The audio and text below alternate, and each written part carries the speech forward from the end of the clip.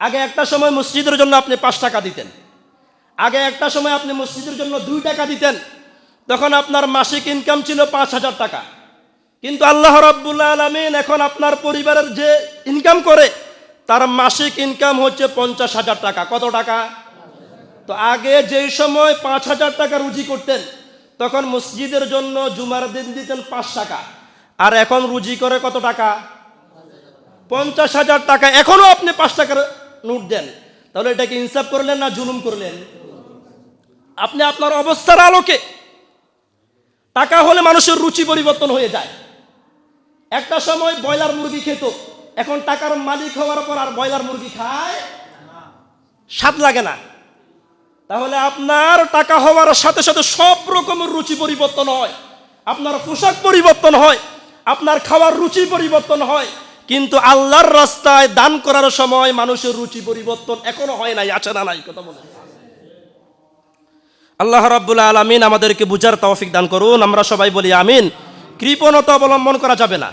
আল্লাহর রাসূল সাল্লাল্লাহু আলাইহি ওয়াসাল্লামকে একজন সাহাবী এসে বলল, ইয়া রাসূলুল্লাহ, অহংকার কাকে বলে? আমি সুন্দর একটা পোশাক গায়ে দিলাম, এর নাম কি অহংকার? আল্লাহর রাসূল বললেন, না, এর নাম অহংকার নয়। ইয়া রাসূলুল্লাহ, আমি ভালো ভালো খেলাম, এটা কি অহংকার? না। ভালো একজোড়া জুতা পরিধান করলাম, এটা কি অহংকার? আল্লাহর রাসূল বললেন, না। অহংকার কাকে বলে?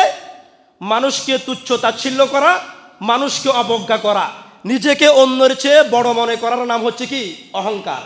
তাহলে আল্লাহ রাব্বুল আলামিন আপনাকে টাকাওয়ালা বানালেন, কিন্তু আপনার জামা যদি অপরিষ্কার হয়, অপরিষ্কার জামা পরার জন্য কি আল্লাহ এবং আল্লাহর রাসূল বলেছেন? আপনাকে আল্লাহ রাব্বুল আলামিন যে টাকা দিলেন, যে সম্পদ দিলেন, আপনার চলাফেরা হতে হবে সেই আলোকে। আমাদের দেশের কিছু মানুষ এত কৃপণ আর কৃপণ, গরুর গোস্ত এক কোরবান থেকে আরেক কোরবান পর্যন্ত 1 কেজি গরুর গোস্ত সে কি করে না? এমনি বলে ইলিশ মাছ তার কাছে মাটি মাটি মনে হয়, গরুর গোস্ত তার কাছে কি লাগে না?